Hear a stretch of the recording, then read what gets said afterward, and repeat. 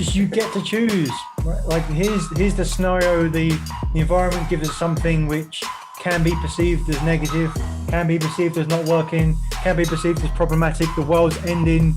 But we get to choose to see it like that, or we get to choose to see it as an opportunity. So clearly that it's my responsibility now to do that for other people. If I have information and other people's success is my success, and vice versa.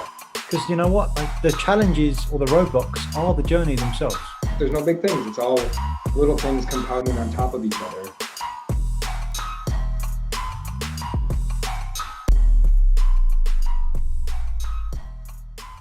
This week, I welcome Coach Jon Zieve to join me on a special edition of Coach's Corner. We talk about setting boundaries, a topic so key in this day and age in both our professional and personal worlds. We talk about how key our body is in our communication process, and that it communicates over 50% of our message. What happens when we suppress what we're actually feeling, and how can we identify when we actually are suppressing those feelings? And what can we do to communicate our messaging in a way that can be better received by whoever we're communicating with? All this and more on today's episode of Truth Seekers with Coach Jon Zieve. All right, welcome to another episode of Truth Seekers. Coach Jon Zieve is joining me today for a Coach's Corner. Coach, thanks for being here. Thanks, Coach. Looking forward to it. So the topic we landed on today, I think we can provide some value for the watchers and the listeners and also ourselves. I think this is a good opportunity to sharpen our own swords. It's the topic of boundaries. And when I think of setting boundaries, whether they be professional or personal, I think of communicating what we're really feeling and truly feeling. So often, maybe more often for some than others, but we agree to things that we know to not be true to ourselves. And I guess would love to walk away from today's conversation myself, understanding maybe a better way to identify when I'm going to do that, and then how I can defend against that or develop that boundary in a more in a way that serves me better. Yeah, nice. So it always helps when we start with a question. So I guess why don't we define what a boundary is, what that means to you? Well, a healthy boundary is to let someone else know how you feel about a particular, maybe potential conflict, and then allow the other person to choose how they want to respond based on how you've expressed your desire to be treated. They have a choice. They can either, be consistent with what you've asked them to do, or they can choose to not do that. And then, of course, there needs to be some kind of consequence.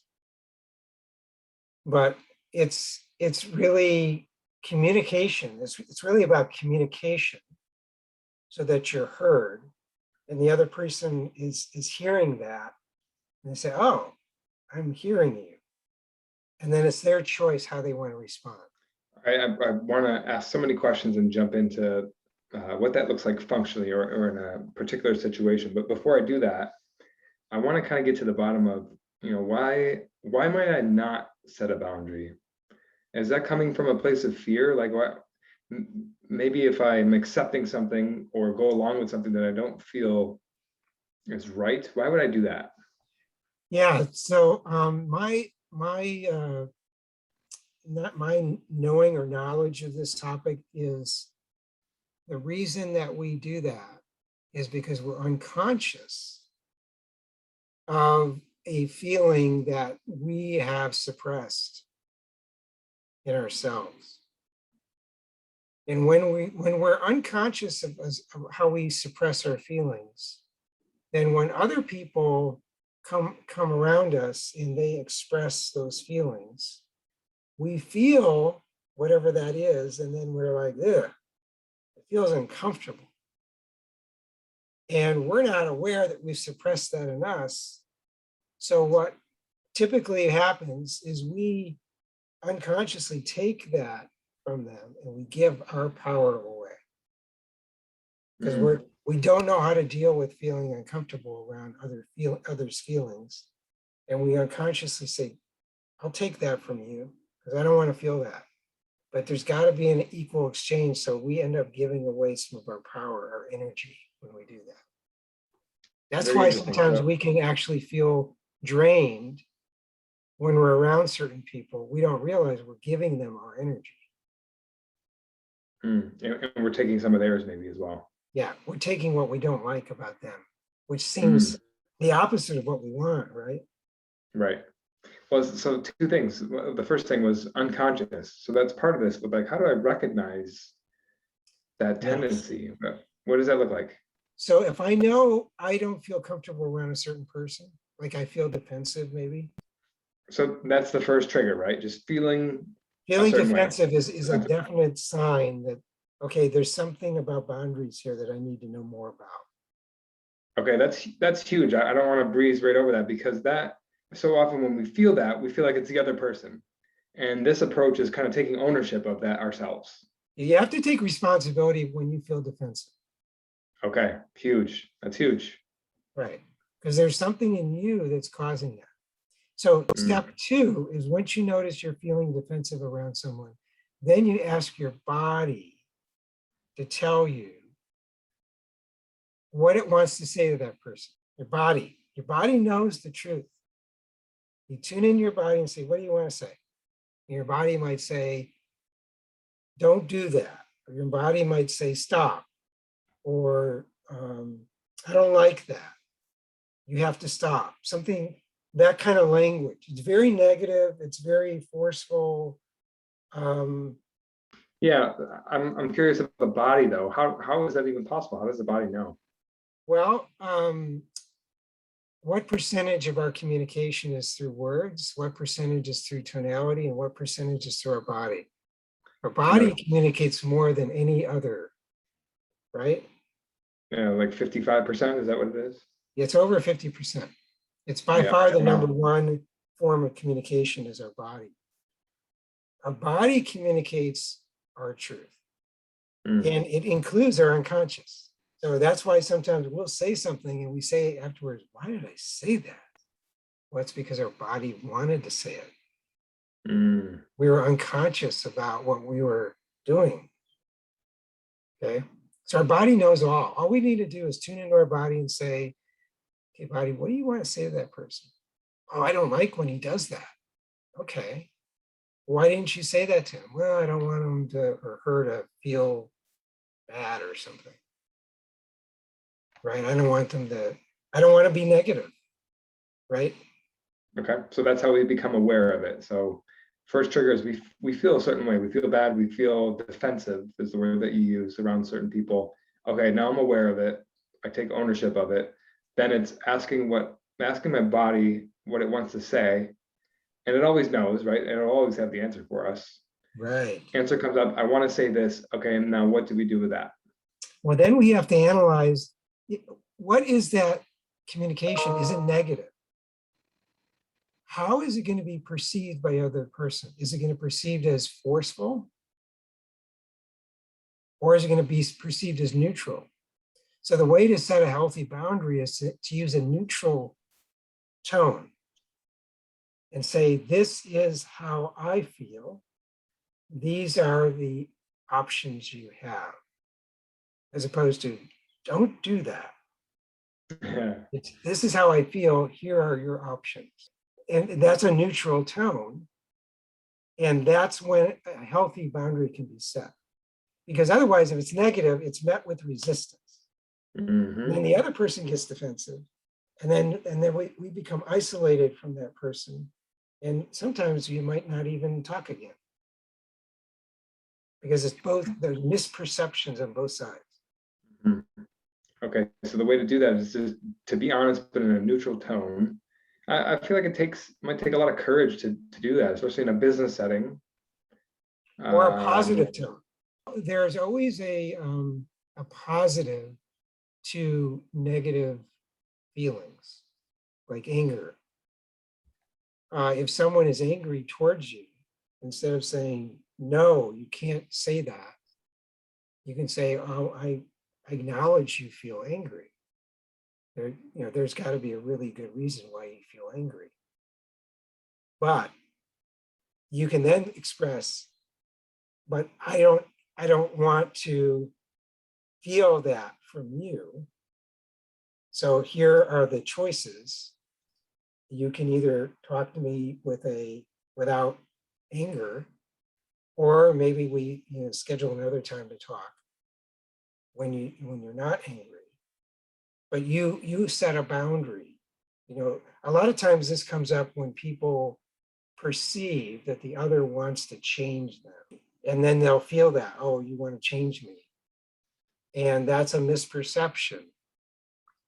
They just want to express how they're feeling.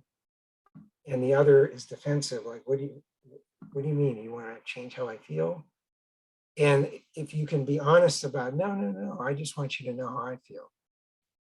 And the ultimate goal is to both be able to feel what you're feeling without the need to change how the other feels, because we can't control that. Yeah. It's really about control. Setting healthy boundaries is about letting go of the control of another person. Does that make sense? It does, because it's a little bit of you give the control away to get it, almost. Like when you say, when you're in that mode, a simple question or a statement about how I'm feeling puts the ball into their court. You're giving them the decision-making power, but you're made it clear what you're not going to tolerate. And to your point, in a neutral or in a positive way, rather than a defensive way or a negative way that's going to turn them off. Yeah. If you think about, like, with children, when they are experiencing some kind of, maybe anger, or they feel hurt, and a parent, says, oh, don't cry, or, don't feel that way. You shouldn't feel that way. Well, a child, that's not what they want to hear. They will continue whatever behavior, bad behavior typically, until they feel heard. And once you have a right to feel hurt. Tell me about it. Why do you feel hurt? And then they explain, they communicate, and all of a sudden they feel heard. Guess what? They don't carry around being hurt anymore. They let it go. So it's more about the need to communicate and feel heard than it is whatever they're actually feeling. What might you say to somebody who asks a question? Is a boundary an ultimatum then? Like if you say, this is how I feel, you have these options, you can do one of these things. Like you mentioned, we can schedule a time at a later date, you can come at me in a different way. That feels like a little bit ultimatum-y. What might you say to that? Well, you can just express how you feel. Like if someone is being forceful, you say, well, I hear that you feel that you need to use force, but that's not appropriate for me. So you have a choice. Do you want me to be forceful towards you? Or do you want to pick a different way of talking through what you want? So do you have to be prepared to be forceful then? Right? That's the takeaway, right? You kind of mentioned that earlier, that well, you have to give them a choice. They have to feel that they have a choice. Then there are consequences. So you have to be prepared to have natural consequences. Okay, Whatever can you those give an example of that? Well, it's just like with kids, the consequence, if you can't, stop yelling or whatever, or crying, then, you need to take a time out. Okay, that's your choice. What would you like to do? Would you like to take a time out? Or would you like to continue to cry or yell and interrupt everyone else? And you give them the choice, and they usually pick the right choice. I guess I need a time out. As opposed to, oh, you have to stop. That doesn't work because it's a negative. It creates defensiveness. It creates resistance. It's all about resistance and staying in our power, not letting go and say, oh, I guess this person's going to bowl me over and I need to give away my power for them to be happy. That's a very passive way, and it's not setting boundaries. Yeah, so I would love to apply this to a real life business setting. The kid example is great and probably very useful for many people watching this. what might, say the boss put something on my desk and I know it's too much. I have a lot on my plate already and I'm not going to be able to hit the deadline. I'm tempted to say, I got it, I'll take care of it no matter what. But I should say what? Well, you definitely need to tune into how you feel. So it's just being honest about communicating how you feel. So if it feels to me like in that scenario, I feel overwhelmed because I know I can't accomplish everything. So I would choose to say, I would love to say yes, but based on my current projects, I'm feeling a little overwhelmed. And I'm going to need to pick which one of these things I don't do if I'm going to say yes to this. So how would you advise me to do that? Which one of these other things you want me to not do? And just express how you feel. Again, give them the choice of how they respond. Is this more important than these other things? Very Say it in powerful. a neutral tone, like it doesn't really matter what the option, what the result is. I just need to express how I feel. Yeah, so what we can be doing, what we have a tendency to do is suppress the way that we feel Yes. by not setting the boundary. That's the adverse effect, right? If we continue down that path, then we're suppressing what we feel at the risk of what? What could happen if we continue to do that? Well, the more we suppress our feelings, the more we lose ourselves. So the more we are not being our authentic self. So the consequence of that is you become a stranger to yourself. You try to please others. And you are training others to not pay attention to how you feel because you don't pay attention to how you feel because you suppress how you feel. So that can show up as someone who is, kind of agreeing. All of a sudden they blow up. I can't do this anymore. I feel resentful. And that's not healthy. So that's the consequence. We don't want more of that. No. So I want to go back to the courage thing. I think it takes, I don't know, maybe people don't know about this option. Sometimes that's the lapse, right? Is the way to communicate this in a way that doesn't come off like I'm being more of a pain or more of a problem than actually, if I didn't bring it up. I think the key point here is understanding the end goal is not to control someone else's feelings or behavior. Right. That's where communication becomes forceful. When someone feels, well, it's up to me to make sure you stop doing something. That's not a positive boundary. It's never going to be met with our heart. When you communicate from your heart and you don't try to control someone else, you're just expressing how you feel, then they're always going to hear you and they're going to listen. It's going to go right in.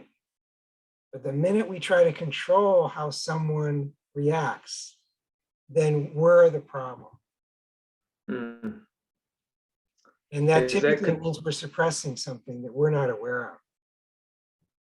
So we have to work on that. That's the real solution, is working on what we've suppressed and forgiving ourselves for doing that. And then we can just be comfortable with whatever that feeling is.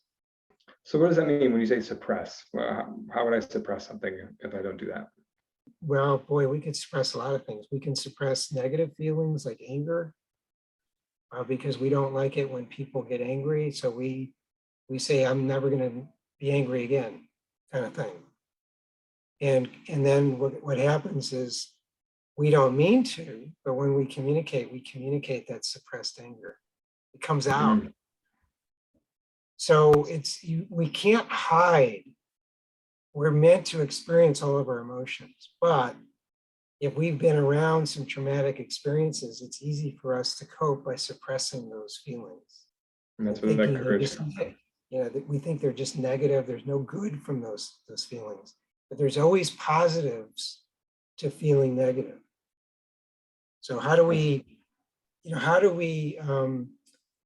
change and transform ourselves, we have to get mad first for our current situation, and that propels us to change. So that's a positive of feeling negative. It's such a reframe, and it makes it easier. It makes it easier to deal with, because so often we don't want to feel those negative things. If you're telling me that something good is about to happen from something bad that I'm feeling, I just have to let it speak its truth. That makes it a little bit easier to deal with whatever happens next. And maybe that's what it is. You're talking about control. Maybe it's just the perception of control. If I suppress whatever needs to come out, I'm actually relinquishing that control when I share what I share, because I don't know what's going to happen after that. There's a bit of an unknown area, and that's the scary part. But there's something happens when great courage is shown or offered first. It basically sets the standard for the conversation. It's also much easier because you don't need to control how another feels, or thinks or behaves. That becomes their responsibility when you let go of taking responsibility for it. It's like the truth is the body armor. Like, you can't be touched if you speak the truth, because you always have that to fall back on, as long as you do it in a neutral or positive way. Right. These are learned behaviors, right? We probably learned how to set in, negative boundaries or forceful boundaries, and they don't help us. Unconsciously, right? Maybe that's in that state of unconscious competence. Right. Cool. So let's grab a takeaway here. We've kind of already touched this, but I might want to ask how we can use this moving forward. For me, it's just recognizing when that unconsciousness. If I feel uncomfortable, if I feel negative, if I feel like I'm not speaking a truth, or that I might take on something that I know I cannot, than to let it out and say, here's how I'm feeling. These are the choices we have. Yeah, test your communication on yourself first, and test to see if it's negative. And then you say, okay, why am I speaking negatively about this? Do I want to control someone else? What's the real underlying issue? And then you can kind of talk yourself out of whatever that negative tone is to become either positive or neutral. Positive is even better. And then try it again yourself, and in a way to test, is this going to be met with resistance, or are they going to hear me? And is it going to help us, get to a newer level? Love it. Cool. This has been interesting. I'm usually the one to get people thinking, so you got me thinking today, Coach. I appreciate that. I'm not a master at this, but it's something, my intention is to get much better about setting boundaries.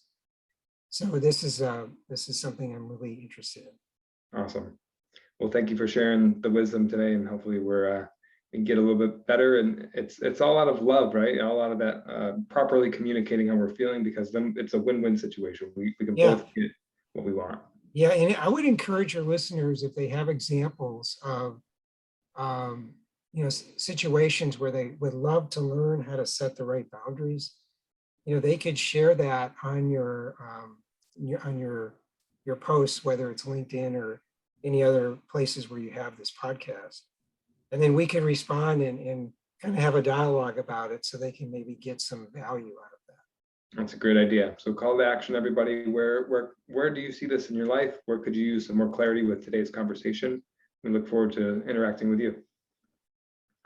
Coach, thanks for a riveting Coach's Corner on this week's episode of Truth Seekers. We'll see you next time.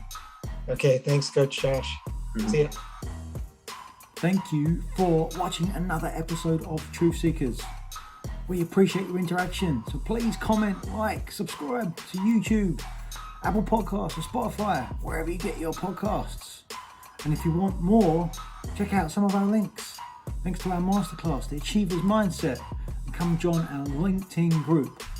And what do you want to see more of? Remember, we're here to share the simple secrets of successful. So help us do that. What do you want to see? What do you want to see more of? Thanks, and see you again next time.